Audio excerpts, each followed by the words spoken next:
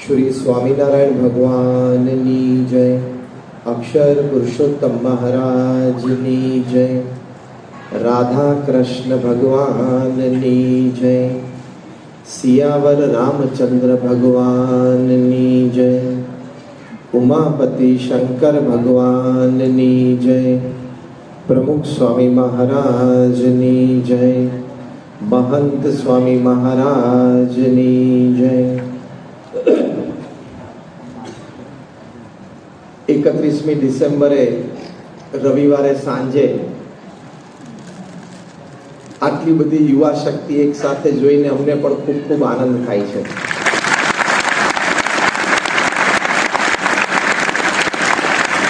કારણ કે તમે સમાજ અને દેશનું ભવિષ્ય છો।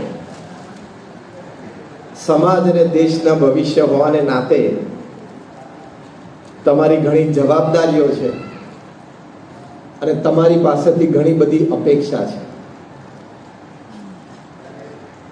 આપણી વાતનો વિષય છે લેટ્સ સેલિબ્રેટ 2024। એટલે આપણે 2024ને આનંદથી વધાવીએ, 2024ને સારી રીતે માણીએ। આપણે સૌ જાણીએ છીએ કે દરેક વાક્યની પૂર્ણાહુતિ પૂર્ણ વિરામથી થાય અને પૂર્ણ વિરામ પછી હંમેશા એક નવું વાક્ય શરૂ થાય। એમ આજે 2023ને થોડા કલાકોમાં 6-6.5 કલાક પછી પૂર્ણ વિરામ લાગશે અને એક નવું વર્ષ 2024 શરૂ થશે। 2023માં જે વાત બની, રાધર જે વાત બની ગઈ, જાણે અજાણે ત્યાં પૂર્ણ વિરામ મૂકીએ અને 2024 યુ સ્ટાર્ટ અફ્રેશ, સારી રીતે એની શરૂઆત કરીએ। એની કટિબદ્ધતા માટે આજની આપણી આ યુવા સભા છે કે લેટ્સ સેલિબ્રેટ ધીસ 2024। કારણ કે આખું વર્ષ, એના 365 દિવસ, એની એક એક પળ એ કેવી રીતે જીવવી આપણા હાથની વાત છે। We have to decide to manage our time. We have to decide to manage our energy. We have to decide to do what we want to do. આપણે નક્કી કરવાનું છે, એટલે આપણા હાથની વાત છે। તમે બધાએ ગાંધીનગરમાં અક્ષરધામ જોયું હશે। ત્યાં પ્રદર્શનની શરૂઆતમાં જ એક શિલ્પ છે જ્યાં માણસ પોતાની જાતને કંડારી રહ્યો છે। એ માણસના હાથમાં એક હથોડી છે, એક ચીઝલ છે, એટલે કે ટાંકણી, અને એનાથી એ પોતાની જાતને કંડારી રહ્યો છે, એટલે પથ્થરમાંથી પોતાની જાતને ઘડી રહ્યો છે। નીચે વાક્ય લખેલું છે કે main is the maker of his own happiness. માણસ પોતાના સુખનો ઘડવૈયો છે। એમ 2024માં આપણે જ્યારે સેલિબ્રેશન કરવું છે ત્યારે આપણે સેલિબ્રેશનના ઘડવૈયા છીએ। We are the designer of our celebration of 2024। પહેલી આ વાત નક્કી કરવાની। તો તમે બધા યુવાનો છો, તમારામાંથી ઘણા બધા હજી બહુધા ચહેરા પરથી એવું દેખાય છે કે વિદ્યાભ્યાસ ચાલુ હશે। જસ્ટ રેઝ યોર હેન્ડ્સ, તમારે તેમાંથી જે લોકોને હજી વિદ્યાભ્યાસ ચાલુ હોય, લગભગ 98%। તો તમારે જ્યારે 2024 સેલિબ્રેટ કરવો છે ત્યારે પ્રથમ અગત્યની વાત એ છે, સ્ટ્રાઇવ ફોર એક્સેલન્સ ઇન એકેડેમિક્સ। શિક્ષણ ક્ષેત્રે એટલે કે અભ્યાસમાં એક્સેલન્સ માટેનો પ્રયત્ન કરવો જોઈએ કે સારામાં સારી ડિગ્રી લેવી છે। 1 નહીં 2 અને 2 નહીં 3 સારી ઉચ્ચતમ ડિગ્રી પ્રાપ્ત કરીને મારે શૈક્ષણિક ક્ષેત્રે સારામાં સારું 2024નું સેલિબ્રેશન કરવું છે। વિદ્યાર્થી અવસ્થાનો આ ધ્યેય। પ્રમુખ સ્વામી મહારાજ અને વર્તમાન ગુરુહરિ મહંત સ્વામી મહારાજનો દરેક યુવાનો પ્રત્યે અભ્યાસલક્ષી આ અભિગમ રહ્યો છે કે સારામાં સારો અભ્યાસ એમણે કરવો જોઈએ। એ સંબંધી એમને માર્ગદર્શન અને ઉપદેશ પણ આપ્યા છે। એટલે સેલિબ્રેશન ઓફ 2024માં પ્રથમ વાત છે ટેક અ પ્લેજ, એક પ્રતિજ્ઞા લેવાની પોતાની જાતને કહેવાનું કે I want to excel in my academics. હું જે બોલાવું એ મારી સાથે બોલજો. આઈ want to excel in my academics and I will. આ વાક્ય સવારે ઉઠો, ભગવાનનું નામ સ્મરણ કરી લો, પછી પહેલું વાક્ય તમારે મનમાં બોલવાનું. અરે તમે ધારો તો તમે કરી શકો. અત્યારે વિદ્યાર્થી અવસ્થા છે, બીજી કોઈ વિશેષ જવાબદારી તો ઘરમાં હોય નહીં. હા કે ના? કમાવાની, ઘરના કોઈ ભરણ પોષણની, કોઈ ભાઈ બહેનની ઇત્યાદિ વ્યવહારિક જવાબદારી કંઈ હોય નહીં. અત્યારે સંપૂર્ણ ફોકસ આપણે આની પર રાખવાનું છે. કેવો અભ્યાસ લોકો કરે છે. 2018ની સાલમાં કર્ણાટકાનું SSC બોર્ડનું પરીક્ષાનું રિઝલ્ટ જાહેર થયું. ત્યાંના માર્ક્સ ને સિસ્ટમ ને સબ્જેક્ટ્સ પ્રમાણે ટોટલ 6 વિષયોનું 625 માર્ક્સમાંથી રિઝલ્ટ પ્રકાશિત થાય. જે બોર્ડમાં પ્રથમ સ્થાને જે યુવાને આવ્યો એને 625માંથી 624 માર્ક્સ પ્રાપ્ત થયેલા. 625માંથી 624 એટલે કેવો દેખાવ કહેવાય? અદ્ભુત કહેવાય ને. અને આપણને 625માંથી 624 આવે તો કેટલો આનંદ થાય. આવે તો આવે તો આનંદ થાય, પણ આવે તો 624 આઉટ ઓફ 625. મોહમ્મદ કૈફ આ યુવાનનું નામ એ નિરાશ થઈ ગયો. તમે ગૂગલ ઉપર આ નામ મૂકીને સર્ચ કરજો એ story. Karnataka SSC result 2018 Mohammad Kaif એ નિરાશ થઈ ગયો અને એને માર્કશીટ લેવાની મનાઈ કરી દીધી. આ માર્કશીટ મને ખપે નહીં. 625માંથી 625 મારા માર્ક્સ મારા નામ નીચે લખેલા હોય તો જ હું માર્કશીટને અડું, બાકી હું અડું નહીં. એને રીઇવેલ્યુએશન કરાવડાય અને ફરી વખત ઇવેલ્યુએટ થયા એના બધા પેપર્સ. 625માંથી 625ની માર્કશીટ તૈયાર થઈ અને એને સ્વીકારી.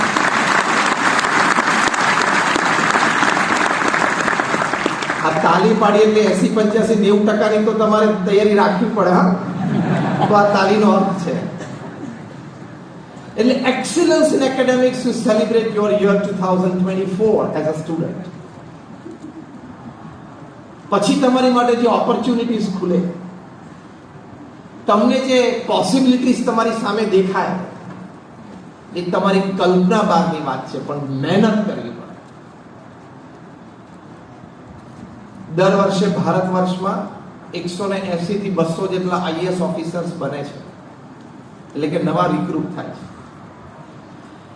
એમાં વારાણસી ઉત્તર પ્રદેશના એક IAS ઓફિસર બન્યા, એની સ્ટોરી છે. એનું નામ ગોવિંદ જયસ્વાલ. આ પણ તમે ગૂગલ ઉપર જઈને એની સ્ટોરી વાંચજો, ખૂબ પ્રેરણાદાયી છે. અત્યંત ગરીબ પરિવારમાં એ જન્મેલા. એમના પિતાશ્રી સામાન્ય રિક્ષા ચાલક. ઘરમાં ઘણી બધી ગરીબી. માંડ એક જોડ કપડા એમની પાસે રહેતા. રાત્રે શર્ટ પેન્ટ કઈ ધોઈ નાખે અને સવારે પાછા પહેરી લેવાના. આ ગોવિંદ જયસ્વાલે મનમાં એક સંકલ્પ દ્રઢ કર્યો કે મારે IAS ઓફિસર થવું છે. હવે આટલી દારૂણ ગરીબી, અભ્યાસ માટેના ચોપડાના ખર્ચા, ટ્યુશન માટેના ખર્ચા કોઈ રીતે પોસાય નહીં. વળી ક્યાંકથી થોડીક મદદ મળી, તોય મદદ ખૂટે. એટલે ગોવિંદ જયસ્વાલે નિર્ણય કર્યો કે મારે IAS તો થવું જ છે. ટ્યુશન માટેની ફીના બાકીના પૈસા હું ક્યાંથી લાવું? એટલે એમણે 3 ટાઈમના બદલે 2 ટાઈમ અને પછી 2 ટાઈમના બદલે 1 જ ટાઈમ જમવાનો સંકલ્પ કર્યો કે બાકીના મીલ્સ, એટલે કે હું રાત્રિ ભોજન ન લઉં અને એ જે ઓછા ઘઉં મારા ઘરમાં ખરીદી શકાય, એ જે પૈસા બચે એ હું ટ્યુશન અને મારા પુસ્તક પાછળ વાપરીશ. દ્રઢ મનોબળ હોય વિદ્યા અભ્યાસ માટેનો, તો વ્યક્તિ કઈ કક્ષા સુધીનો નિર્ણય લઈ શકે અને કઈ કક્ષા સુધી એ વ્યક્તિ પોતાના જીવનમાં અનુસરણ કરી શકે છે એનો આદર્શ દાખલો છે. આ ગોવિંદ જયસ્વાલ જેવી પરિસ્થિતિ તો આપણે અહીંયા બેઠા એ કોઈની નથી. Am I right or wrong? Yes. એમણે નિર્ણય કર્યો, એમણે 2006 ની સાલમાં પ્રથમ અટેમ્પ્ટમાં યુપીએસસી ક્લિયર કરી, ફર્સ્ટ અટેમ્પ્ટમાં, અને એ પણ સામાન્ય નહીં, ઓલ ઇન્ડિયામાં 48માં રેન્કિંગ સાથે એમણે ક્લિયર કરી, ઓલ ઇન્ડિયા 14th રેન્ક. ગરીબ ઘરમાં અને દારૂણ ગરીબીમાં ઉછરેલો એક છોકરો, અને આવી પરિસ્થિતિમાં વિદ્યા અભ્યાસ કર્યો, એ ફર્સ્ટ એટેમ્પ્ટમાં યુપીએસસી ક્લિયર કરી. આ તો મેં તમને એક બે પ્રસંગો કહ્યા, આવા ઘણા બધા પ્રસંગો કદાચ તમે પણ જાણતા હશો, પણ તમે એક નિર્ણય કરો આજે 2024 ની શરૂઆત આપણે જ્યારે હમણાં 6-8 કલાકમાં થશે ત્યારે, કે મારે સારામાં સારો વિદ્યાભ્યાસ કરવો છે.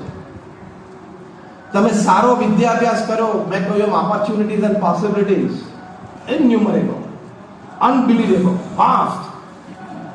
પૃથ્વી પર એવા પણ લોકો જીવે છે કે જેનો મહિને 5 કરોડનો પગાર હોય, મહિને 10 કરોડનો પગાર હોય, મહિને 25 કરોડનો પગાર હોય, મહિને 50 કરોડનો પગાર હોય, મહિને 100 કરોડનો પગાર હોય. એવી વ્યક્તિઓ પણ પૃથ્વી પર જીવે છે.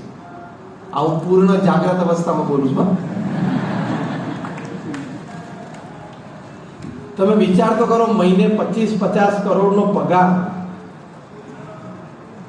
એટલે વર્ષે દિવસે 250, 300, 400, 500, 600 કરોડનો પગાર થયો. જવાબદારી પણ મોટી હોય, કાર્ય પણ વિશ્વ કક્ષાએ ફેરાયેલી મોટી મોટી કંપનીઝના સીઈઓઝ ને એમડી હોય, 12-12, 14-14 કલાકનું બહુ જ સ્ટ્રેસફુલ વર્ક રહેતું હોય, એમાં એને આનંદ આવતો હોય. કારણ કે વિદ્યાર્થી અવસ્થાથી માંડીને એમણે એ પુરુષાર્થ માટેની લગ્ની લગાડી છે, પ્રયત્ન કર્યો છે અને સફળ થયા છે. એટલે વિદ્યાભ્યાસ વખતથી જે પુરુષાર્થની આદત એ આગળ એને ચલાવી એટલે એને સ્ટ્રેસ લાગતો નથી. એટલે આ કક્ષા સુધી તમે બેઠેલા સૌ પહોંચી શકો છો. Do you believe that if you decide you can? Yes or no? Yes. Give me a broader one, louder one with your hands raised. આપણે બધા જ માનીએ છીએ કે હું પ્રયત્ન કરું તો હું પણ આ મોહમ્મદ કૈફની જેમ અથવા ગોવિંદ જયસ્વાલની જેમ અથવા તો આવા પગારદાર વ્યક્તિઓની જેમ હું પણ એક કક્ષાએ પહોંચી શકું. તમને જીવનનો સંતોષ થાય, તમે 5-15 જગ્યાએ સારા મદદરૂપ થઈ શકો, તમારી પાસે વ્યવહારિક અને સંબંધોની છૂટ રહે એટલે સમાજના ઘણા સારા કામો આવતી પેઢી માટે તમે કરી શકો. Ultimately you feel satisfied. છાતી પર હાથ મૂકીને તમે તમારી જાતને 80-90 વર્ષે કહી શકો કે યસ આઈ લીવ્ડ માય લાઈફ. એ કહી શકો એ સેલિબ્રેશન ઓફ 2024. એટલે નિર્ણય એક્સિલન્સ ઇન એકેડેમિક્સ અને થઈ શકે.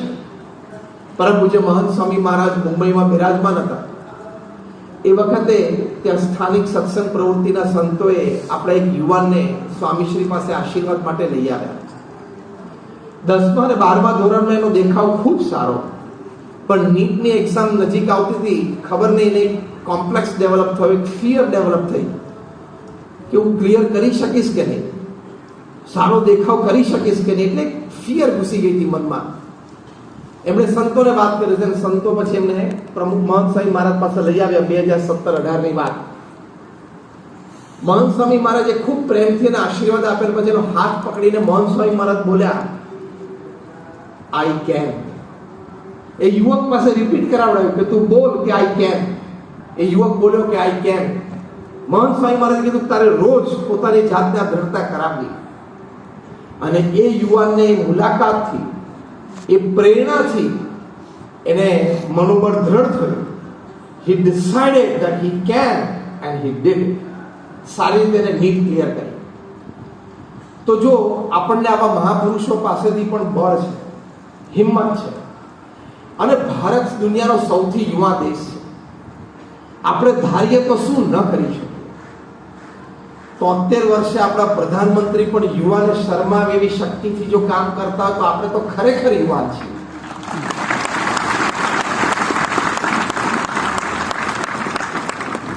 મહર્ષિ વાલ્મીકી ઇન્ટરનેશનલ એરપોર્ટનું ઉદ્ઘાટન પણ થયું અને હવે ભગવાન રામ પણ બિરાજમાન થશે અયોધ્યામાં ભવ્ય શિખરબદ્ધ મંદિરમાં 22મી જાન્યુઆરીએ. એક વ્યક્તિ પૂર્ણ એનર્જી, પૂર્ણ પોઝિટિવ એટીટ્યુડ અને પૂર્ણ રીતે એક પોઝિટિવ ચેન્જ માટેનો પ્રયત્ન કરે તો કઈ કક્ષા સુધીનું કરી શકે છે એ આપણા માનનીય પ્રધાનમંત્રી શ્રી પ્રત્યક્ષ દાખલો છે.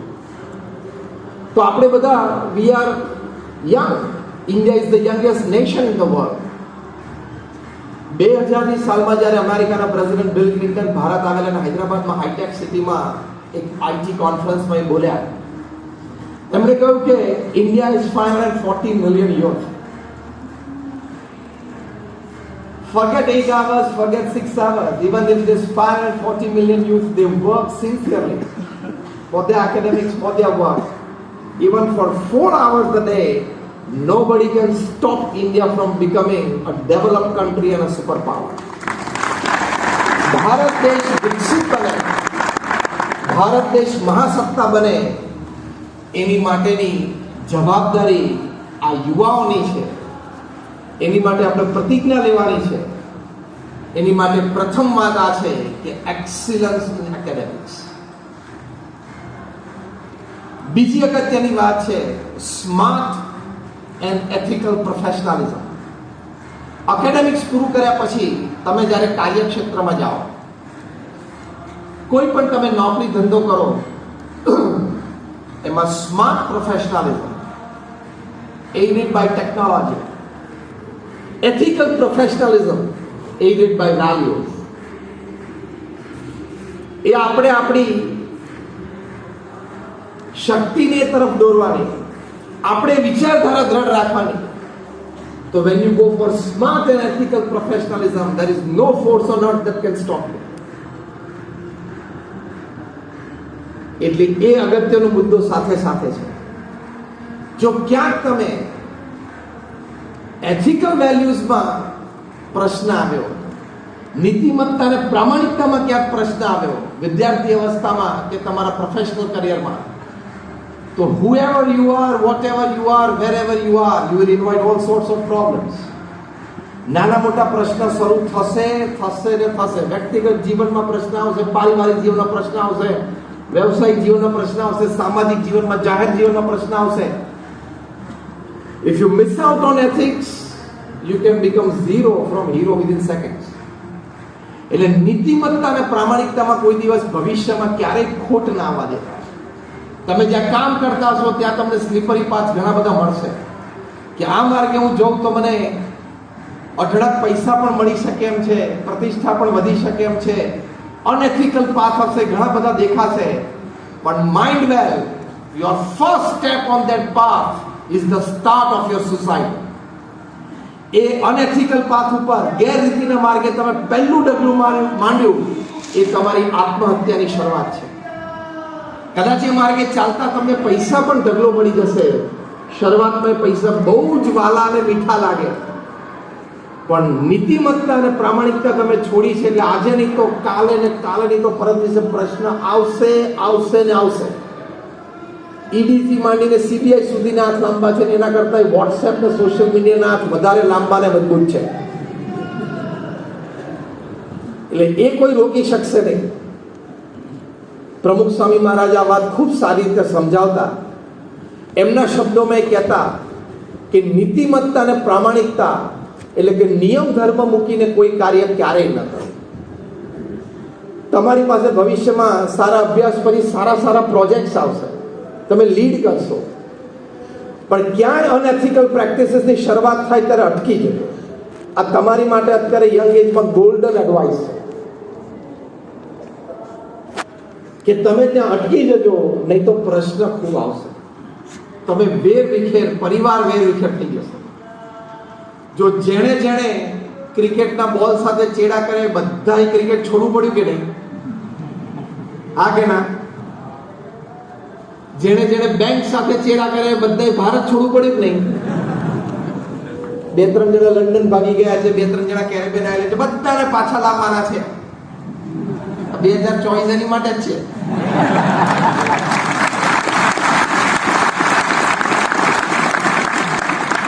અને દિલ્હીમાં Tihar with wide arms open is ready to hug them.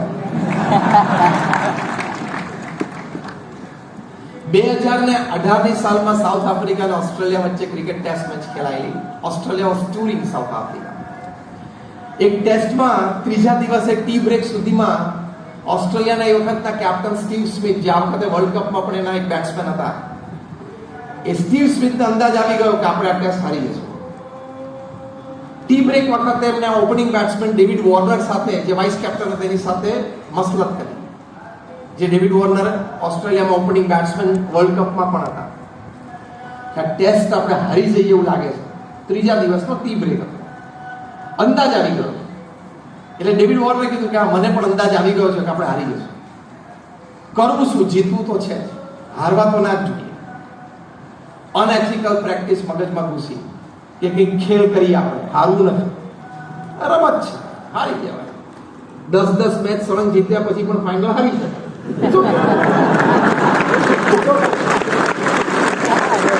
અઘરું છે.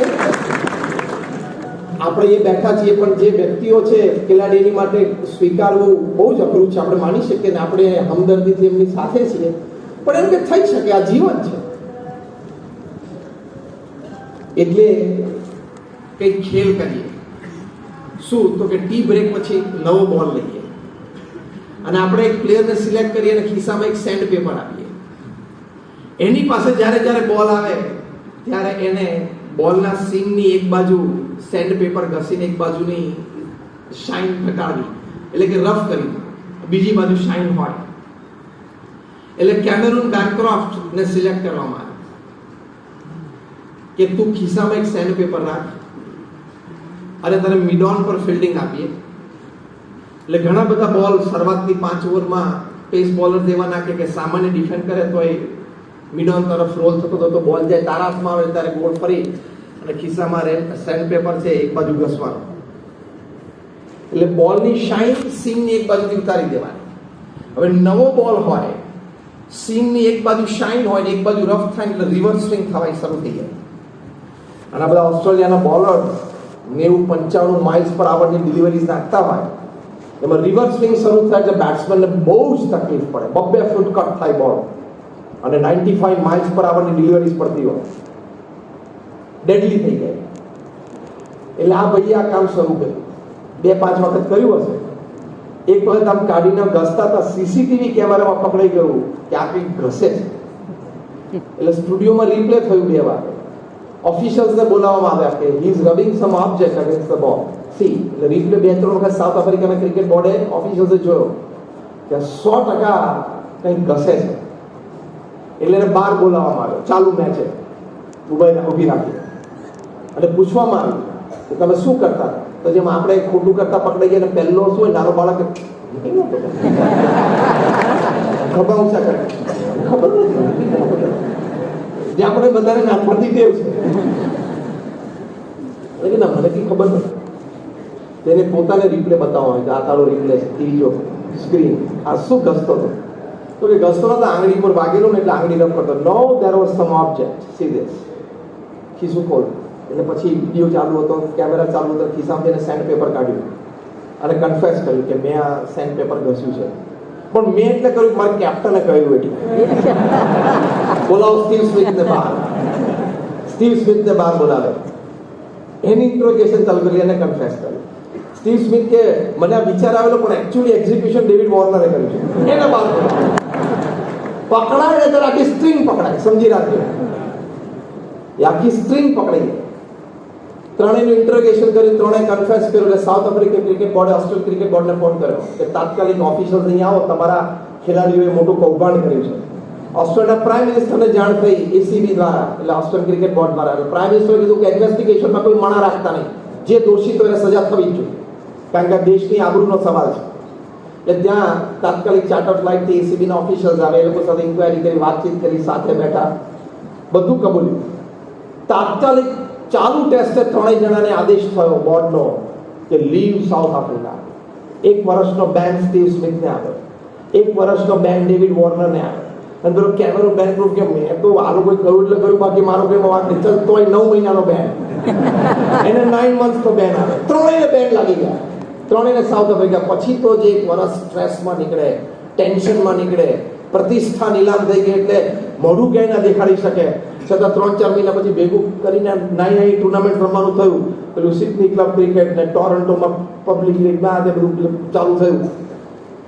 6 મહિના પછી પબ્લિક એપિયરન્સમાં સ્ટીવ સ્મિથ આવ્યા અને એમને પૂછવામાં આવ્યું, હવે સાંભળજો બરોબર, this is the message for you for the year 2024.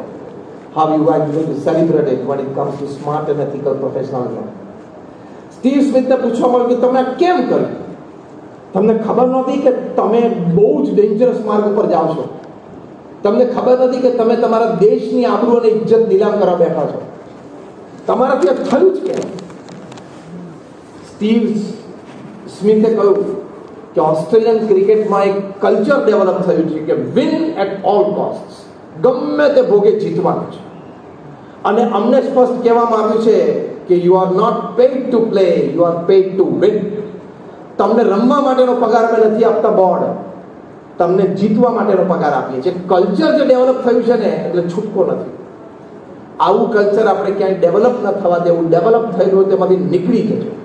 જ્યાં પણ ભવિષ્યમાં તમે કંપનીમાં કામ કરો છો, તમારી પોતાની કંપની તમે એસ્ટાબ્લિશ કરો તો આ કલ્ચર ડેવલપ ન થવા દે. ગમે તે ભોગે આપણું ટેન્ડર પાસ થવું જોઈએ. એ જે ગમે તે ભોગે છે ને એ તમને ક્યાં સુધી લઈ જશે ને ખબર નહીં પડે. એટલે smart and ethical professionalism is very much necessary. આ તો આપણે એથિક્સની વાત કરી અને પોઝિટિવ દ્રષ્ટિએ તમે વાત કરો તો જે વ્યક્તિઓએ એથિકલી જીવનમાં કામ કર્યું છે, પ્રમુખ સ્વામી મહારાજે આ BAPS સંસ્થા વિશ્વવ્યાપી બનાવી. એ 1971માં જ્યારે ગુરુપદે આવ્યા ત્યારે BAPS સંસ્થા બહુ નાની સામાન્ય હતી. ત્યાંથી આજે યુનાઇટેડ નેશન્સમાં એક પરમેનન્ટ સીટ સુધીના દરજ્જા સુધી પ્રમુખ સ્વામી મહારાજે મૂકી દીધી. Pramukh Swami Maharaj was a one man show, one man organisation. એક વ્યક્તિ સંસ્થા હતા. એમના જીવનકાળ દરમિયાન એમના ગુરુપદે 45 વર્ષમાં એમણે 1300 થી પણ વધારે સંસ્થાઓ સમાજ સેવામાં મૂકી દીધી. Hospitals, hostel, schools, colleges, community centre, સંસ્કાર કેન્દ્ર, હરિમંદિર, મંદિર, અક્ષરધામ. 45 વર્ષમાં 1300 સમાજ સેવા સંસ્થા સમાજની વચ્ચે કાર્યરત મૂકી દીધી. એટલે દર 15મા દિવસે પ્રમુખ સ્વામી મહારાજ એક સંસ્થાની ભેટ સમાજને આપી. એટલે દર 15મા દિવસે કાં તો એક હોસ્પિટલ, કાં તો હોસ્ટેલ્સ, કાં તો કોલેજ, કાં તો કમ્યુનિટી સેન્ટર, સંસ્કાર કેન્દ્ર, હરિમંદિર, મંદિર, અક્ષરધામ તૈયાર થઈ. That means at any given time there are 30-40 projects in the pipeline. તો થઈ શકે. એક જમીન સંપાદન થવી, એક જમીન સંપાદન થાય, લીગલી ક્લિયર થવી, ત્યાં શું કરવાનું છે BAPS ટ્રસ્ટી બોર્ડમાં નક્કી થાય. હોસ્પિટલ, હોસ્ટેલ, સ્કૂલ, કોલેજ, મંદિર. પછી BAPS is an NPO, not profit organisation. એટલે ફંડ્સ ચેરિટી રૂપે સમાજમાંથી ઊભા થાય. આર્કિટેક્ટ પ્લાન ડિઝાઇન કરે, પ્લાન્સ ગવર્નમેન્ટ બોડીઝમાંથી પાસ થાય. પછી ટેન્ડર્સ લિસ્ટ આઉટ થાય, કોન્ટ્રાક્ટર નક્કી થાય. એ કોન્ટ્રાક્ટર બાંધકામ શરૂ કરે, ખાતવિધિ થયા પછી એ સંસ્થા એની ઇમારત તૈયાર થઈ જાય, એનું ઉદ્ઘાટન સમારોહ તૈયાર નક્કી થાય. એ સંસ્થા ચલાવવા માટે 2, 5, 7, 10 સમર્પિત સ્વયંસેવકો જોઈએ, એ મળી જવા. બીજો પેઇડ સ્ટાફ એ નક્કી થઈ જાય. ઉદ્ઘાટન સમારોહ થાય ને સંસ્થાને સમાજની સેવા મૂકી દેવાની. આ જમીન સંપાદનથી માંડીને સંસ્થાને સમાજની સેવામાં મૂકવી, એ આખી જે સ્ટોરી મેં તમને કીધી એ પ્રમુખ સ્વામી મહારાજે 45 વર્ષ સુધી દર 15મા દિવસે પૂરી કરી. It's beyond the ken of human intelligence. માણસની બુદ્ધિમાં ન બેસે એ કાર્ય એમણે કર્યું, પણ એથિકલી કર્યું. નીતિમત્તા અને પ્રામાણિકતાને ક્યારેય લેશ માત્ર નેવે ન મૂક્યા. નેવે મૂક્યા તો બહુ મોટા શબ્દો છે, એની સાથે કોઈ દિવસ બાંધછોડ ના. પ્રમુખ સ્વામી મહારાજને પૂછવામાં આવ્યું કે કયો વિચાર તમારા મનમાં હંમેશા રહે છે? એમણે કહ્યું કે જે વિચાર મને ક્યારેય નથી આવ્યો એ હું તમને કહું પહેલા. That was more interesting. આપણને કોઈ પૂછે કયો વિચાર તમને ક્યારેય નથી આવ્યો, પકડાવો જોઈએ ને કે આ વિચાર મને ક્યારેય નથી આવ્યો. આપણે બધા જ આવી ગયા હોય. પ્રમુખ સ્વામી મહારાજે કહ્યું કોઈનું પણ અહિત થાય એવો વિચાર મને જીવનમાં ક્યારેય નથી આવ્યો. કેટલું એથિકલ વર્કિંગ કહેવાય. અત્યારે મહંત સ્વામી મહારાજની ઉંમર પ્રગટ ગુરુહરિ બીએપીએસ સંસ્થાના administrative and spiritual head of BAPS 91 વર્ષની ઉંમર છે. 91 વર્ષની ઉંમરે આ બીએપીએસ જેવી એક આટલી મોટી આંતરરાષ્ટ્રીય સંસ્થા ચલાવવી. ઇન ધ લાસ્ટ 2 months મહંત સ્વામી મહારાજે ઓક્ટોબરમાં સ્વામિનારાયણ અક્ષરધામ ન્યૂજર્સી રોબિન્સવિલમાં, which is the largest Hindu temple in the western hemisphere and the second largest in the world. આ ગાંધીનગરનું અક્ષરધામ તમે જોયું છે ને, એ 1.5 થી 2.5 લાખ ઘનફૂટ પથ્થરનું છે. દિલ્હી અક્ષરધામ છે એ 8.5 લાખ ઘનફૂટ પથ્થરનું છે અને અમેરિકા અક્ષરધામ 19.5 લાખ ઘનફૂટ પથ્થરનું છે. Giant structure. એની સામે તમે ઉભા રહો એટલે યુ ફીલ કે યુ આર અ મિનિસ્ક્યુલ. તમે એની સામે ઉભા રહો એટલે તમારો અહમ ઓગળી જાય. એનું એમને લોકાર્પણ કર્યું. ભારતમાં આવ્યા, ગોંડલમાં દિવાળી ઉત્સવ ઉજવ્યો. આખા સૌરાષ્ટ્રના તમામ હરિભક્તો ગુરુભાવીઓને બધાને લાભ આપ્યો. ત્યાંથી બોચાસણ આવ્યા, ત્યાં 40 થી 50 યુવાનોને દીક્ષા આપી. ત્યાંથી નડિયાદ આવ્યા, ત્યાં અક્ષરધામ જેવું એક અક્ષરધામ તુલ્ય કેમ્પસનું ઉદ્ઘાટન પ્રતિષ્ઠા મહોત્સવ પછી કર્યું. ત્યાંથી અત્યારે સુરતમાં છે અને સુરતમાં પણ 125 એકર ઉપર અક્ષરધામ તૈયાર થયું છે અને માર્ગદર્શનમાં છે અત્યારે. At the age of 91 any movement તમે જુઓ, એમનું ઇન્વોલ્વમેન્ટ તમે જુઓ. 91 વર્ષે કોઈ વ્યક્તિ આટલું કાર્ય કરી જ ના શકે. આટલી બધી જવાબદારી વચ્ચે એથિકલ. રોજ સવારે દુનિયાના બધા જ દેશોના નામ મહંત સ્વામી મહારાજ સ્મરણ કરે છે. એક દેશનું નામ બોલે છે અને દેશના લોકો સુખી થાય એની માટે પ્રાર્થના કરે છે. His morning starts with prayers for the world. કેટલું એથિકલ વર્કિંગ કહેવાય. તો આ સ્માર્ટ અને એથિકલ વર્કિંગ માટે હંમેશા આપણે પ્રયત્ન કરો. તમે રતન ટાટાનું નામ સાંભળ્યું હશે. 2008માં જ્યારે તાજ અને ઓબેરોય ઉપર આતંકવાદી હુમલો થયો પછી એમણે જે એમના કર્મચારીઓ મર્યા અને પરિવાર માટે જે પરિવારજનો માટે જે કર્યું છે, એક કોર્પોરેટ જગતમાં એક અદ્વિતીય દાખલો થઈ ગયો. અને પીપલ સે only Tata can do it. એમણે કહ્યું કે મારે ત્યાં કર્મચારી મર્યો છે, એનો આજીવન એટલે કે એના પરિવારને આજીવન એમનો જે પગાર હતો એ ચાલુ રહેવો જોઈએ. એટલે કે એમના પત્ની જીવે ત્યાં સુધી એ કર્મચારીનો પગાર દર મહિને એમના પત્નીના એકાઉન્ટમાં જમા થવો જોઈએ લાઈફ ટાઈમ. જે કર્મચારી મર્યા છે એ તમામના સંતાનોની પૂર્ણ અભ્યાસની જવાબદારી ટાટા ટ્રસ્ટ લે છે. જે ઇન્જર્ડ થયા છે તે ગમે તેવો ખર્ચો થાય એ ટાટા ટ્રસ્ટ ભોગવશે.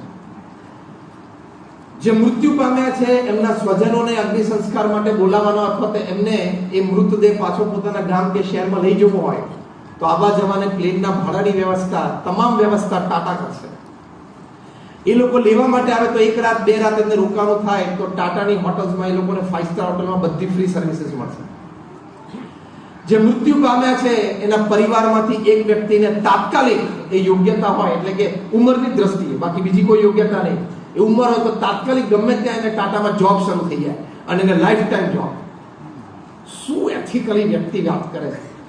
રતન ટાટા પોતે ઇન્ટરવ્યુમાં બોલ્યા કે if I have decided to spend 500 crores to rebuild Taj, I have to spend another 500 crores to rebuild the lives of the families of my employees who passed away.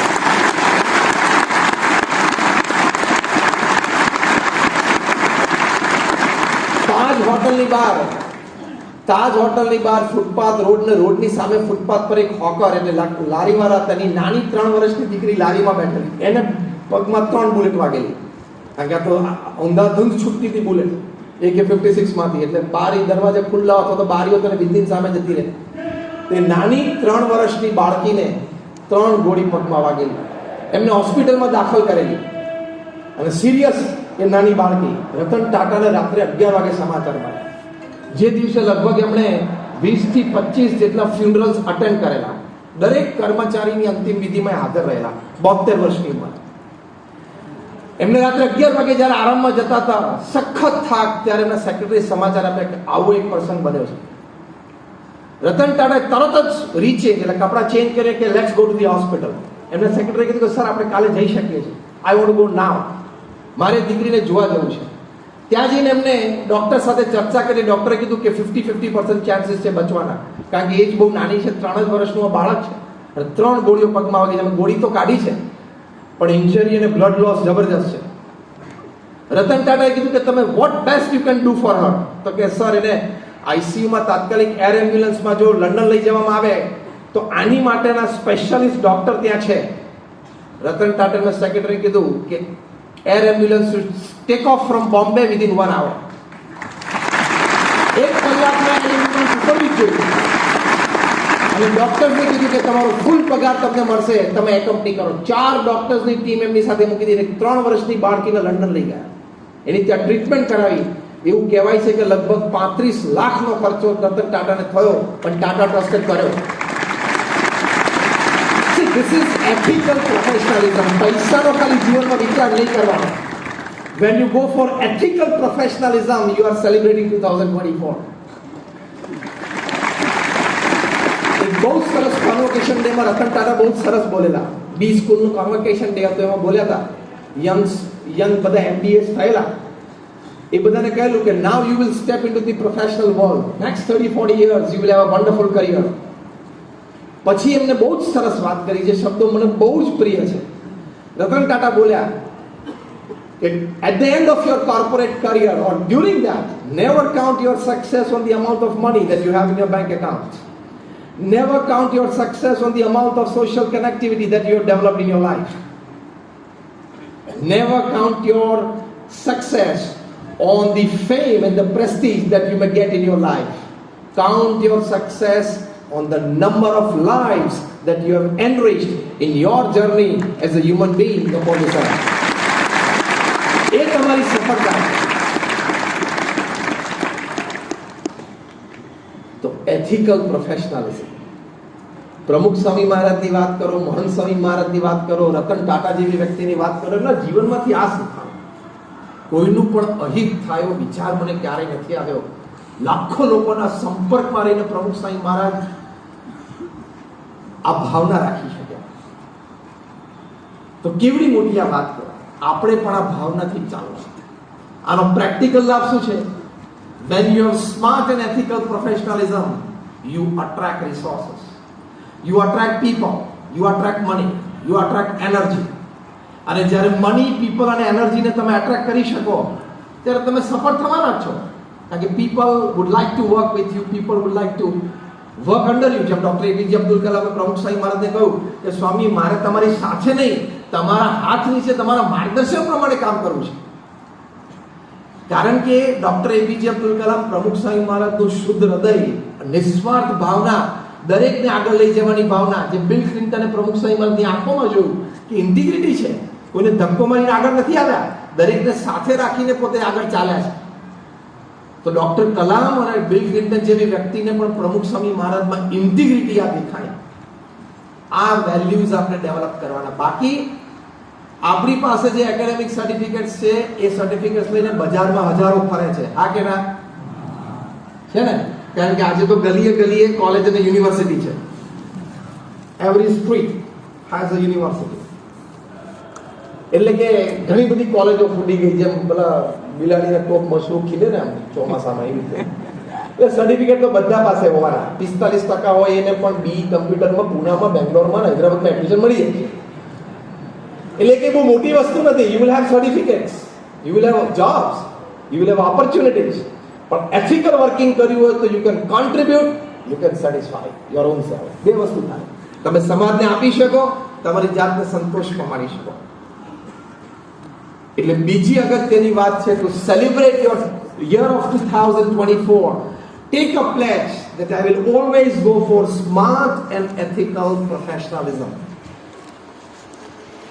નીતિમત્તા અને પ્રામાણિકતાના માર્ગને હું ક્યારેય છોડીશ નહીં.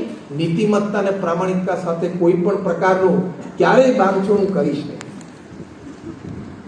તો એ આપણને જીવનમાં બહુ જ મોટો લાભ છે. એની માટે આપણે થોડાક પોઝિટિવ ચેન્જીસ જીવનમાં લાવવા પડે. આપણી વિચારધારા શું હોય કે મને ગમી ગયું, મને ફાવી ગયું, મારો ઉપયોગ કરી નાખો ને, એવું ના ચાલે. આપણું સ્વાર્થ હોય ને આપણને લાભદાયી હોય એટલે એમ કરી ન નખાય. એના પ્રોઝ એન્ડ કોન્સ વિચારવા પડે અને ડિગ્નિટી સાથે જીવવા. I cannot do anything wrong in my life. એટલે બીજું વાક્ય તમારે સવાર ઉઠીને રોજ પોતાની જાતને આ કહેવાનું છે. Repeat with me what I say. I cannot do anything wrong in my life. કારણ કે અંગ્રેજીમાં એક કહેવત છે કે રાત્રે તમે બેડરૂમમાં સુવા માટે જાઓ ને પોચામાં પોચું મસ્ત ઓસીકું જેની પર તમે માથું મૂકીને ખૂબ સારી નિંદ્રા લઈ શકો, ડીપ સ્લીપ. એ શું છે? ધ સોફ્ટેસ્ટ પિલો કયો છે? તો કે the softest pillow where you can put your head on and have a wonderful deep sleep is a clear conscience that I have not done anything wrong in my life. આજે મેં કંઈક ખોટું નથી કર્યું. એની માટે આપણે આપણા જીવનમાં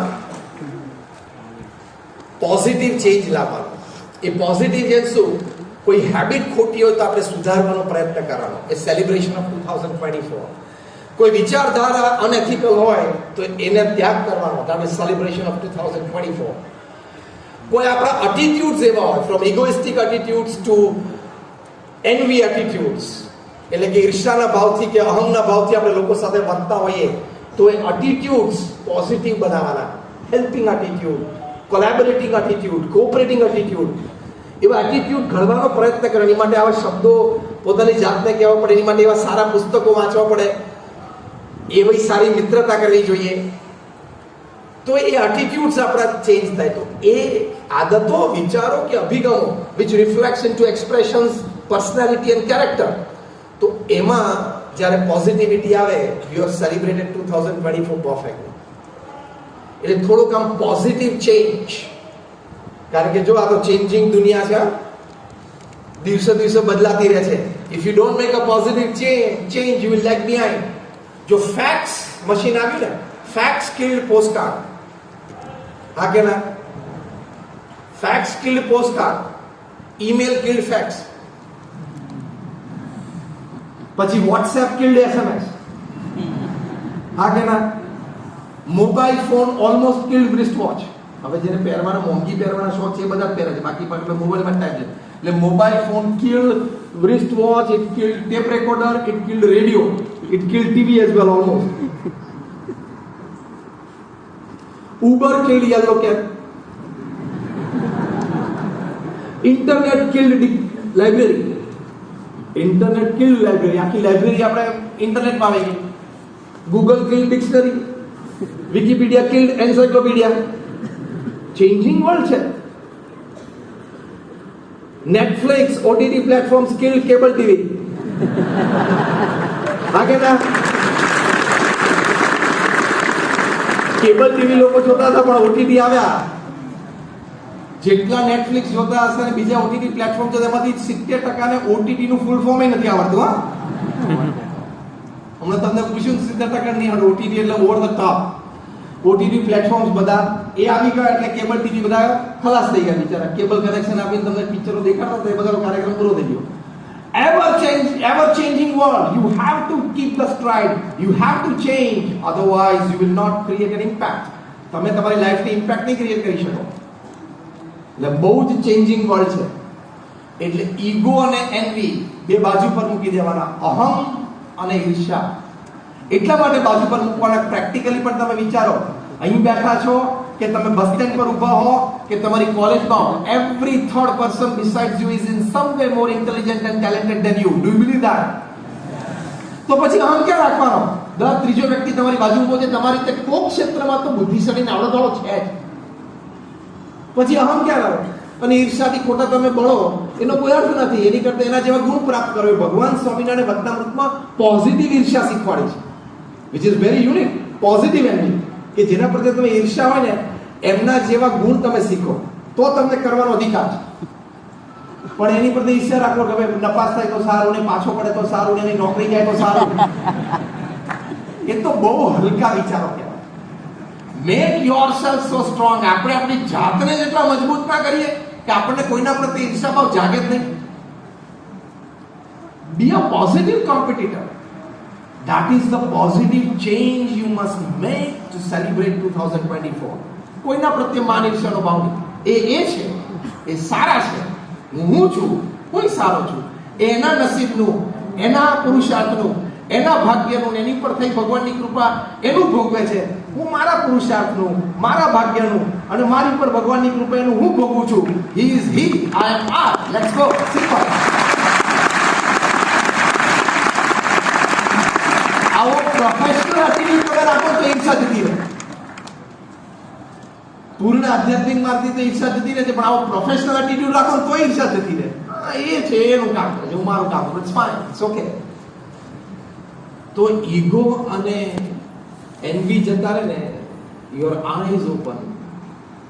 અંગ્રેજીમાં એક કહેવત છે, close I to open eye. પડી? Close capital I to open eye. Eye બંધ થાય એટલે આઈ ઓપન થાય. એટલે તમને ઘણું બધું સાચું સારું દેખાય, પ્રેરણાદાયી વસ્તુઓ દેખાય. તમે નાની વ્યક્તિ પાસેથી પણ પ્રેરણા લઈ શકો. સચિન તેંડુલકર ઇન હિઝ હેડેઝ જ્યારે પીક ઉપર હતા ત્યારે ચેન્નાઈમાં એક રેસ્ટોરન્ટમાં રાત્રે જમવા ગયા. પેલા વેઇટરને જેને એ ટેબલની સર્વિસ મળેલી તો ખુશ થઈ ગયો. હું તો સચિનનો ફેન છું, આજે સચિનને હું સર્વ કરીશ. 2-3 વખત સર્વ કર્યું અને પ્રેમથી મૂક્યું એટલે એકાદ વખત સચિને પણ એમની સામે જોઈને એમને સ્માઇલ આપીને હેલો હાઉ આર યુ પૂછ્યું. એટલે એને આનંદ થયો, સચિન મારો આઈડોલ, એણે મારી સામે જોયું, વાત કરી. ચોથી પાંચમી સર્વિંગમાં આવ્યો, ચોથા પાંચા હેલ્પિંગમાં આવ્યો એટલે એને હિંમત જાગી કે મારે કંઈક કેટલાય વખતથી કહેવું છે ને તો સચિનને કહું. એટલે એમણે સચિન સામે આમ બેન્ડ થઈને કહ્યું કે sir, I have a small suggestion for your batting.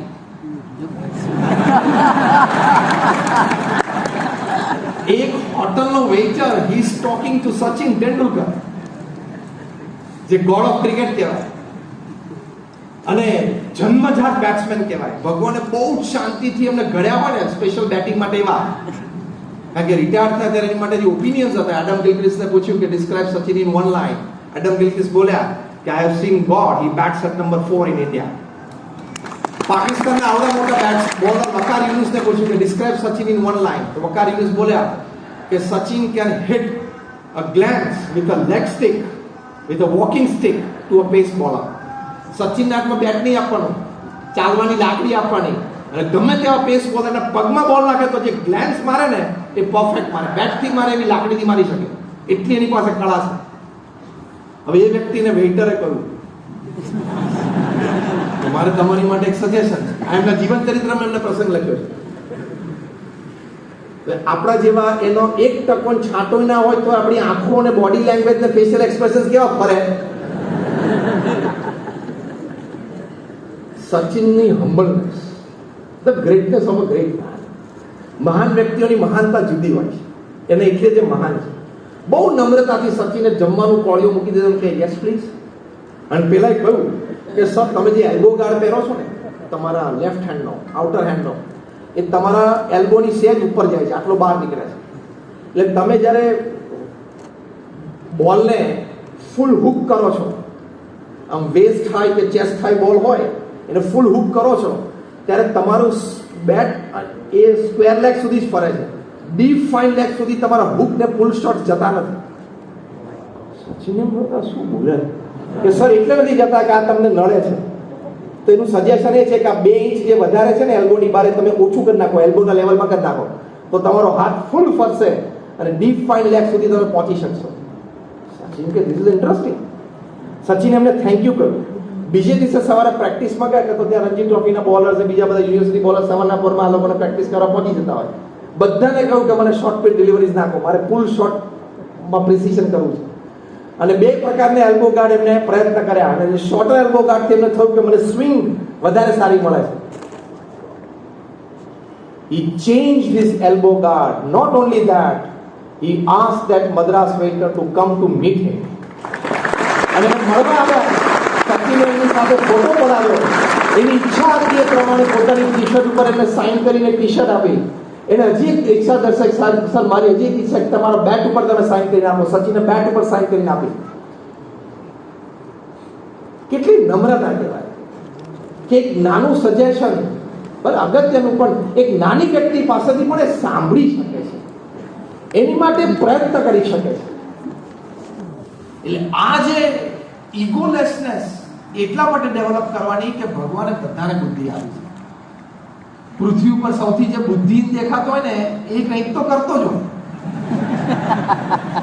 અને અને દુનિયાના જે ગ્રેટ આઈડિયાઝ છે ને, those ideas which have changed the course of history, 70% of those ideas have come from class 3 and class 4 people.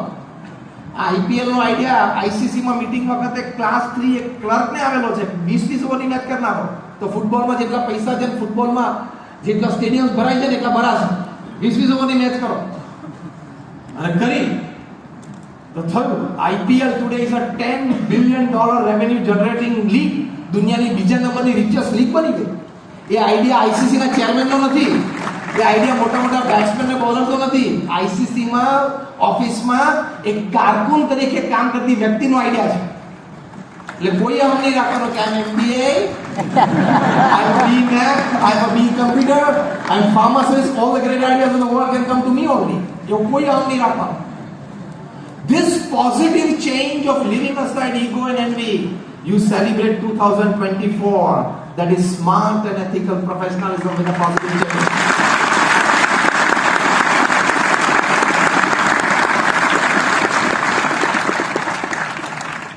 A positive છે. મહંત સ્વામી મહારાજ 83 વર્ષની ઉંમરે પોતાના જીવનમાં એક પોઝિટિવ ચેન્જ લાવ્યા. પ્રમુખ સ્વામી મહારાજ એમને BAPS સંસ્થાના વડા બનાવ્યા. ત્યારે એમની ઉંમર 2016ની સાલમાં 83 વર્ષની. દુનિયામાં એકમાત્ર કંપની એવી નથી કે જેના CEO કે MD કે એક્ઝિક્યુટિવ ચેરમેન જે રોજિંદા અફેર્સ જોતા હોય એ 83 વર્ષની ઉંમરે જવાબદારી હોય. કોઈ 83 વર્ષની વ્યક્તિ ઘરના 5 સભ્યોની પણ જવાબદારી ના લઈ શકે. તમારા ઘરની આજુબાજુ કોઈ 80-90 વર્ષની વ્યક્તિ હોય તો આખો દિવસ શું કરે તમે જોજો. શિયાળો શરૂ થશે એટલે 2 જણા ખુરશી ઉપર એને ઉચકીને બહાર તડકે બેસાડશે. અને ત્યાં તડકો બહુ લાગશે એટલે 2 વાર લાકડી પછાડશે એટલે 2 જણા ઉચકીને પાછળ અંદર લઈ જશે. 83 વર્ષે મહંત સ્વામી મહારાજે હસતા મુખે BAPS સંસ્થાની જવાબદારી સ્વીકારી. અને BAPS સંસ્થામાં ખાલી આધ્યાત્મિક ગુરુ નહીં, વહીવટી વડા. એટલે કેટલા બધા એડમિનિસ્ટ્રેટિવ ડિસિઝન્સ અંદર લેવાના હોય, મીટિંગોમાં એન્ગ્રોસ થવાનું હોય, વડીલ સંતો પાસેથી બધી વાત ચર્ચા સાંભળવાની હોય, એક નિર્ણય આપવાનો હોય. He has to engage himself. Mental energy એટલી બધી વપરાય. He has to keep an emotional equilibrium to balance the decisions. આ લેવલનો આપણને કોઈને અનુભવ જ નથી, અમને તમને.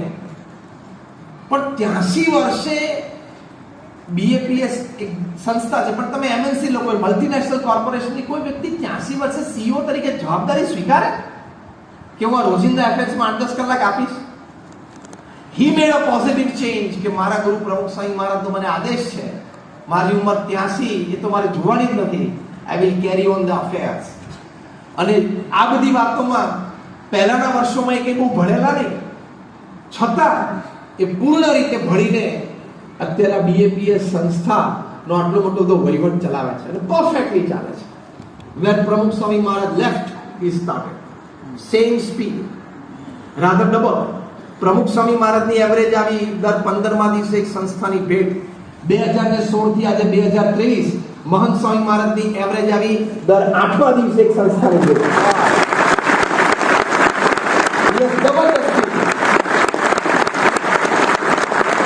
Positive change physical natural emotional balance આપણે લાવી શકીએ. So that is how you can celebrate your year 2024. તો આપણે સારી રીતે સેલિબ્રેટ કરી શકીએ. સ્ટીફન કોવીએ પણ 8th હેબિટ જે પુસ્તક લખ્યું એમાં લખ્યું છે, don't expect others to change, first change yourself, others will follow. આપણામાં શું નાનું પરિવર્તન લાવવું છે ને, અને positive change can change everything in your life.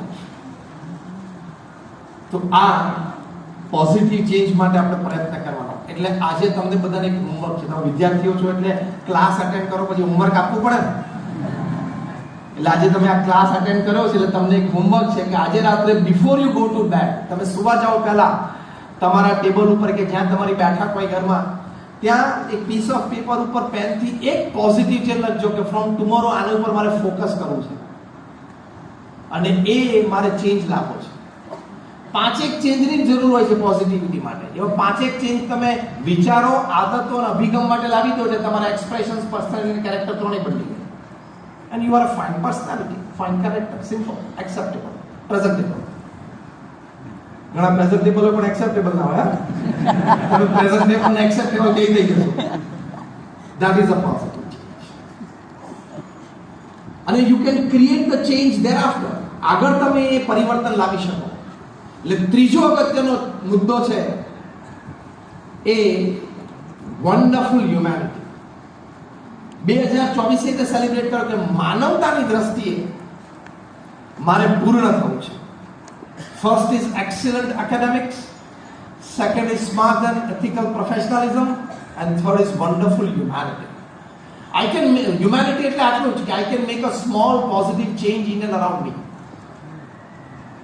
BAPS Swaminarayan છાત્રાલય નડિયાદમાં એક યુવાન કેતન દેસાઈ એ ત્યાંથી એને એન્જિનિયરિંગ પૂરું કર્યું. પછી એને હૈદરાબાદમાં ક્રેન્સ ઇન્ડિયા કંપનીમાં જોબ મળી. એટલે હૈદરાબાદ ત્યાં કંપનીના મેસમાં તેને જોયું કે સંપૂર્ણ નોનવેજ જ બનતું હતું, કે વેજીટેરિયન બનતી જ નહોતી અને એ પોતે ખાઈ ન શકે. અને અનિયન અને ગાર્લિક પણ થતું હતું, જે પોતે સ્વામિનારાયણનો આશ્રિત યુવાન એટલે અનિયન અને ગાર્લિક પણ ન ખાતો હોય એટલે બહુ તકલીફ પડે. એટલે બહારથી કંઈક દૂધ ને કેળા ને એવું લઈ આવે, જમી લે. પછી એમ થયું કે આપણી ખીચડી તો બહુ સારી છે, આપણા પ્રધાનમંત્રી છે આપણા ખીચડીને આપણું નેશનલ ફૂડ અને આંતરરાષ્ટ્રીય કક્ષાએ બહુ મોટો દરજ્જો આપી રહ્યા છે. એટલે એમણે સંતો પાસેથી સ્વામિનારાયણ ખીચડી બરોબર થઈ ગઈ. ખીચડીની અંદર બધા શાકભાજી પણ હોય, તમે પૌષ્ટિક એ શીખ્યો અને બનાવવાનું ચાલુ કર્યું. એના સાથી કર્મચારીઓને જે એકદમ near table very next colleague હતા વર્કિંગ, એ બધાને કીધું ચલો આપણે ખીચડી ખાઈએ. એ બધાને ખીચડી ખાઈ બહુ આનંદ આવે. ખીચડીની કઢી અથવા ખીચડીને દહીં અથવા ખીચડીને અથાણું બહુ આનંદ આવે. એટલે બધાને થયું કે આપણે કુકને શીખવાડી દઈએ, આપણને ખેતરોની સેવા બનાવે. એટલે ત્યાં શેફ જે હતા કંપનીના એને શીખવાડ્યું મેસમાં કે આવી ખીચડી બને. હું તો બનાવી આપું, મને ક્યાં વાંધો. તે બનાવવાની શરૂઆત કરીને પ્રેરણા આપી એ આપણો યુવક કેતન દેસાઈ. એણે આ વાત મહંત સ્વામી મહારાજને પ્રત્યક્ષ કરેલી કે મારી કંપનીમાં આ ખીચડીનો ટેસ્ટ લઈને 24 કર્મચારીઓ who are non ગુજરાતી જે સંપૂર્ણ નોનવેજ માંથી વેજીટેરિયન થઈ ગયા.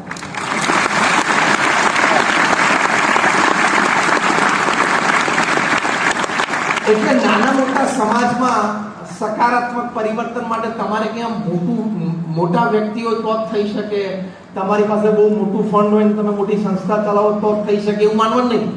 wherever we are we can create a small change in the society. તમે ગૂગલ ઉપર એક નામ નાખજો, મિસ્ટર પી પોનમરિયપ્પન. એ તામિલનાડુમાં એક બાર્બર છે.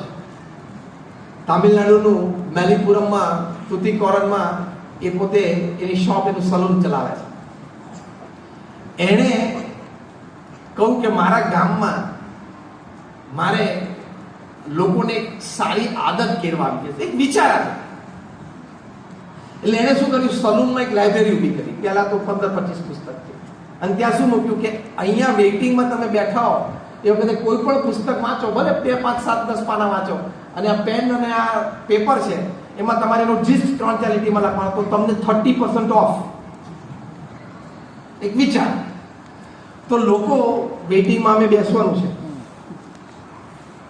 અને એ વખતે તો બીજું તો શું કરે, આપણને ખબર હશે કે બીજું શું કરું. સવારના પોરમાં ગુડ મોર્નિંગ મોબાઈલ. સવારે ઉઠીને પહેલું કામ પથારીમાંથી બહાર નીકળ્યા પહેલા મોબાઈલ, અને એમાં ઓન કરે, ડેટા ચાલુ કરે અને લીલું બટન ચાલુ કરે. એટલે શું, વોટ્સએપ. અને 5, 15, 25, 50 મેસેજ આવે. એટલે એનામાં આનંદ થાય. આટલા બધા લોકોએ સવારના પોરો મને ગુડ મોર્નિંગ વિશ કરી છે એટલે આનંદ થાય. એમાંથી એકાદ ફૂલડું તમને ગમે એટલે એ ફૂલડાનું તમે શું કરો, બધા ફોરવર્ડ કરો, બીજા ગ્રુપમાં નાખો. એટલે આ ગુડ મોર્નિંગ ના મેસેજમાંથી એક ફૂલડું તમને ગુડ મોર્નિંગ નું ગમ્યું એટલે તમે ઉચકીને બીજા ગ્રુપમાં નાખો. એટલે અમદાવાદ થી એ ફૂલડું મુંબઈ જાય. મુંબઈ વાળા કોઈક ગ્રુપમાંથી ગમે એટલે મોકલે દુબઈ ને લંડન. ચોથે દિવસે ન્યુયોર્ક પહોંચે, 5મા દિવસે નૈરોબી પહોંચે, 6થા દિવસે દિલ્હી પહોંચે અને 7મા દિવસે આ સુંદરા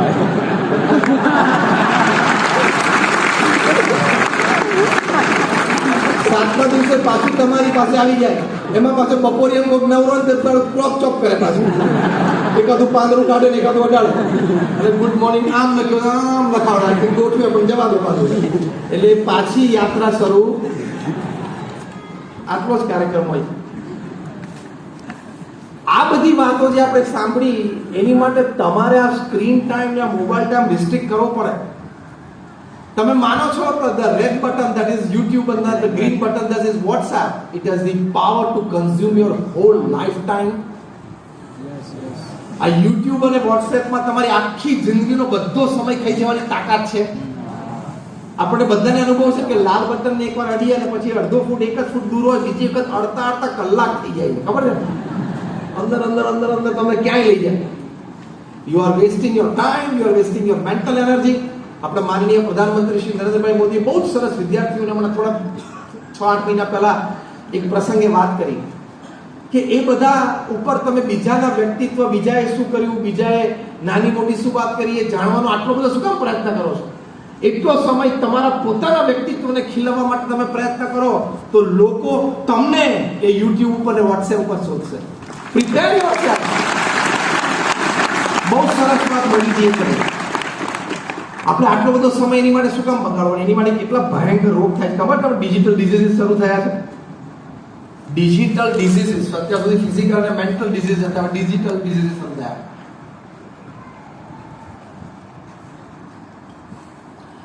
એક છે એન્ઝાઇટી, એટલે ટેક્સ્ટ પ્લસ એન્ઝાઇટી. એટલે એને આમ 15-25 મિનિટ થાય ને તો થાય કે કોઈનો કેમ મેસેજ નથી આવ્યો, ફોન કેમ આમ ખિસ્સામાં વાઇબ્રેટ નથી થયો, કે તું સેલિબ્રિટી છો, તારા ઇન્સ્ટાગ્રામ પર 2 મિલિયન ફોલોવર છે કે તારો ફોન વાઇબ્રેટ ચાલુ રહે? એને શું કહેવાય? Anxiety, text plus anxiety. બીજો ટેક્સ્ટાફ્રેનિયા નામનો રોગ થાય છે. આ યુવાનોને થાય છે, young boys and girls at the age of 14, 15, 18, 20, 22, 23. અને રિહેબ સેન્ટરમાં મૂકવા પડે છે, ટ્રીટમેન્ટ હોસ્પિટલમાં લેવી પડે છે. એટલે ટેક્સ્ટાફ્રેનિયા નામનો રોગ થાય. એટલે શું કે એને એમ થાય કે મોબાઈલ વાઇબ્રેટ થયો, કોઈનો મેસેજ આવ્યો, એટલે ખોલી બહાર કાઢીને બધું ખોલે, WhatsApp ખોલે ને ઇન્સ્ટા ખોલે ને ફેસબુક ખોલે, કંઈ નથી, પાછો મૂકી દે. એને ટેક્સ્ટાફ્રેનિયા કહેવાય. Facebook addiction disorder. એને તો વર્લ્ડ હેલ્થ ઓર્ગેનાઇઝેશને કહ્યું છે કે FAD is a mental disorder. તમે દિવસમાં 5 થી વધારે વખત ફેસબુક ખોલો એટલે તમે માનસિક રોગથી પીડાવ છો. અને ફેસબુકનો ચોખ્ખું ગુજરાતી તમને ખબર છે? ફેસબુકનો ચોખ્ખો ગુજરાતી અર્થ પંચાલ. એના સિવાય કાંઈ છે? તમે આ 2024 સેલિબ્રેટ કેવી રીતે કરી શકશો? આટલો બધો ટાઈમ અને એનર્જીની પાછળ કાઢશો તો. ફોમો નામનો રોગ થાય, ફિયર ઓફ મિસિંગ આઉટ. તમારા બે મિત્રો ક્યાંક મળ્યા, જોઈન્ટ ઉપર મળ્યા, આઈસ્ક્રીમ ખાધા, ફેસબુક ઉપર પોસ્ટ કર્યું અને તમે જો તમને કે આ લોકો મને બોલાવ્યા નહીં, નજીક હતો તો મને ફોન કરતો પહોંચી જાય, આપણો લાલજી વાળો મને કેમ નથી બોલાવતો? વિચારો શરૂ થાય, ઊંઘ ઉડી જાય, બપે વાગે ઊંઘ ના આવે, સ્લીપિંગ પીલ્સ લેવી પડે. આવા રોગથી લોકો પીડાય છે. young teenagers and youngsters, and they have to be taken to hospitals, rehab centers માં જાય છે.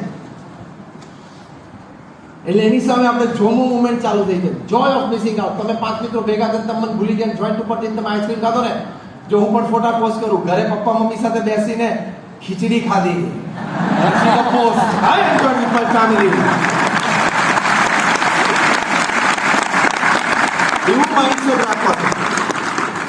આ હ્યુમેનિટીમાં એટલે મેં વાત કરી, વન્ડરફુલ હ્યુમેનિટીમાં તમે સ્ક્રીન ટાઈમ છે ને ગેજેટ્સથી તમારો ટાઈમ અને એનર્જી બચાવશો તો જ તમને હ્યુમેનિટી અને સ્પિરિચ્યુઆલિટી, માનવતા અને આધ્યાત્મિકતાના વિચારો આવશે, બાકી નહીં આવે. આને સલૂનમાં લાઇબ્રેરી ચાલુ કરી, લોકોને વાંચવાની ટેવ પડી, મોબાઈલ બાજુ પર મૂકીને કંઈક વાંચે. કારણ કે અમુક ગરીબો કે ધારો કે 30% ઓફ મળે છે, અમુક એમ એક સારું પુસ્તક જરા નજર ફેરવી લઈએ. એમ કરતા કરતા આજે આ પોન મરિયપ્પન નામના બાર્બરે એમના આખા ગામમાં દરેકને વાંચવાની ટેવ પડાવી. એના ગામમાં દરેક વ્યક્તિના ઘરે 15-25 પુસ્તકો એ લોકોએ જાતે વસાવ્યા અને ત્યાં લોકો વાંચતા થયા. Habit of reading cultivated.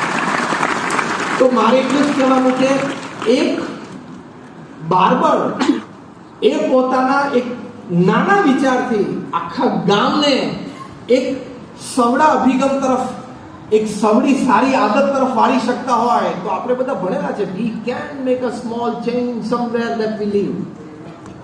અને આપણે બધા સંકલ્પ રાખવાનો કે before I die, before I leave this earth, I will make a small positive change at a place where I found it. The place that I found it, I want to make it a bit better. જે સ્થાન મેં જે રીતે જોયું એના કરતાં મારે થોડુંક તો સારું કરવું છે, જે લોકોને મળ્યો એનામાં થોડી સારપ તો લાગી છે. તો આવા ઘણા બધા પ્રસંગો છે કે નાની વ્યક્તિ, મેં તમને કેતન દેસાઈની એના 24 કર્મચારીઓને વેજીટેરિયન કર્યા, મહંત સ્વામી મહારાજને આ પ્રસંગ એમને સંભળાયો, મહંત સ્વામી મહારાજે 2 હાથ ઊંચા કરીને એની માટે તાલીઓ પાડી, એપ્રિશિએટ. તો કેતન દેસાઈ એક યુવાન, એક એન્જિનિયર અથવા એક બાર્બર, એ આટલો એક પોઝિટિવ ચેન્જ લાવી શકે માનવતાની દ્રષ્ટિએ, તો આપણે પણ સક્ષમ છીએ. એટલે એની માટે પ્રયત્ન કરો. છેલ્લી 5 મિનિટમાં આપણે પૂરું કર્યું. આ ઓવરશૂટેડ 10 મિનિટ, પણ હું 5 મિનિટમાં પૂરું કરું છું. અને ચોથી વાત અને અંતિમ વાત છે એ staunch devotee of God, profound devotion towards God. ભગવાન પ્રત્યેની શ્રદ્ધા હંમેશા દ્રઢ રાખવી. પ્રમુખ સ્વામી મહારાજ એક વાત બહુ સરસ બોલતા, એટલે શબ્દ હું કોટ કરું છું. પ્રમુખ સ્વામી મહારાજ કહેતા કે જીવનમાં શ્રદ્ધા અને ભક્તિ દ્રઢ કરવા. એમના વિશાળ અનુભવ પરથી કહેતા. અને યુ વુડ બી સરપ્રાઇઝ, 50,000થી પણ વધારે રિસર્ચ પેપર્સ પ્રોડ્યુસ થયા છે in national international seminars and conferences by man of science. ખાલી મેન ઓફ રિલિજન એટલે કે અમે સંતો દ્વારા નહીં, કે how some aspect of religiosity કે સ્પિરિચ્યુઆલિટી, પ્રાર્થના છે, નામ સ્મરણ છે, મંદિરે દર્શન છે, સત્શાસ્ત્રનું વાંચન છે, એવી કંઈક વાત પ્રાર્થના કે આધ્યાત્મિકતા સંબંધી એ તમને ફિઝિકલી, મેન્ટલી, ઇમોશનલી કેવી રીતે લાભદાયી છે એના પ્રસંગો છે. તમે આજે જ રાત્રે ગૂગલ કરીને યુનિવર્સિટી ઓફ માયામીની વેબસાઇટ ઉપર જજો. એ લોકોએ વર્ષોથી સર્વે કર્યો કે what advantage a believer has over a non believer. ભગવાનમાં માનનારી વ્યક્તિ અને ભગવાનમાં નહીં માનનારી વ્યક્તિ બંને વચ્ચે તફાવત, અને વિશેષ તો માનનારી વ્યક્તિને નહીં માનનારી વ્યક્તિથી શું વિશેષ લાભ છે. લગભગ 10 વર્ષનો સર્વે એ લોકો 4000 વ્યક્તિ પર કર્યો. 2000 group 1 was a believer group, 2000 group 2 હતો એ નોન બિલીવર ગ્રુપ હતું. એ લોકો કન્ક્લુઝન પેપરમાં લખ્યું છે યુનિવર્સિટી ઓફ માયામીમાં કે ધ બિલીવર ગ્રુપ, એમાં પહેલો મોટો મુદ્દો મેં જોયો, the level of tolerance and acceptance was found to be much better. આ જીવનમાં કેટલો મોટો લાભ છે કે તમારામાં સહન શક્તિ અને સ્વીકારવાની ભાવના અન્ય વ્યક્તિઓને, અન્યના વિચારોને એ ખૂબ વધેલી ભગવાનમાં માનનારી વ્યક્તિઓમાં જોવા મળે છે. અત્યારે તમને આ ટોલરન્સ અને એક્સેપ્ટન્સ એટલો મહિમા નહીં સમજાય, લગ્ન પછી વધારે સમજાશે. I am just joking and telling you in a lighter way. પણ ટોલરન્સ એન્ડ એક્સેપ્ટન્સ બીજું લખ્યું છે, the believer were better off in pursuing their short term and long term goals. એ પણ એનો મોટો લાભ એ લોકોએ ગણાવ્યો. બીજા ઘણા લાભ છે. તમે university of Duke, DUKE, any website ઉપર જજો. એ લોકોએ સર્વે કર્યો કે જે નિત્ય મંદિરે દર્શન કરવા જાય છે ને જે નથી જતા એના વચ્ચે શું તફાવત છે.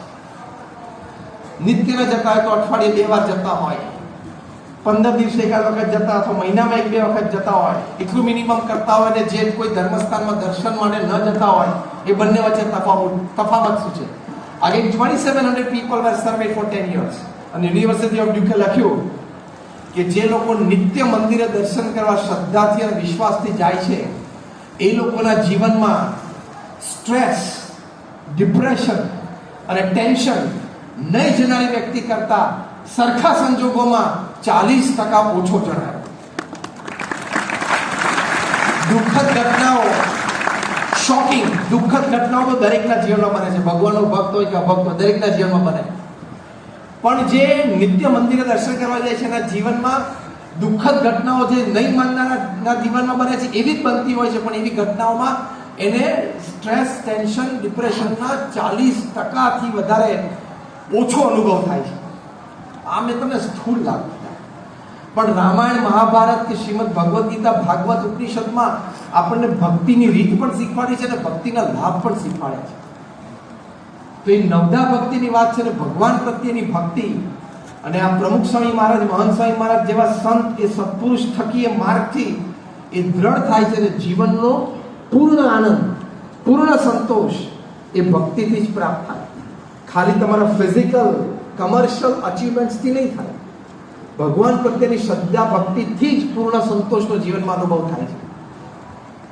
એટલે જ્યારે 22મી જાન્યુઆરીએ ભગવાન શ્રી રામની પ્રતિષ્ઠા અયોધ્યામાં થશે, એટલા માટે આ ભારત વર્ષ માટે બહુ મોટો ઉત્સવ છે કે એ આદિ અનાદિ ભગવાન ભારત વર્ષના એમની પ્રતિષ્ઠા આટલા સેંકડો વર્ષો પછી ફરી વખત એ પોતે ત્યાં બિરાજમાન થશે, એટલે આખા દેશને અત્યારે આપણે આનંદ અને ઉત્સવ છે. કારણ કે ભક્તિથી આમાં શારીરિક માનસિક લાભ તો છે જ, પણ આંતરિક એ વિષય આખો એક જુદો છે. ખાલી હું 2 વાક્યોમાં કહું છું, એનું નિરૂપણ નથી કરતો, પણ આંતરિક રીતે આપણા સ્વભાવ પ્રકૃતિ દોષની ભક્તિ થકી નાબૂદી છે અને ભગવાનના ધામની એટલે મોક્ષની પ્રાપ્તિ છે. આ વાત સત્ય સનાતન આપણા શાસ્ત્રોમાં છે અને lakhs of people who have walked on this path, they're experiencing and they will experience. એટલે let's celebrate 2024. આપણે 4 મુદ્દાની વાત સમજ્યા. પહેલો મુદ્દો excellent academics, બીજો મુદ્દો smart and ethical professionalism with a positive change, ત્રીજો મુદ્દો આપણે સમજ્યા wonderful humanity, અને ચોથો મુદ્દો સમજ્યા staunch devotion towards God. આ 4 દ્રઢ કરીએ, not just 2024 but the last breath of your life you will celebrate your life. Thank you very much.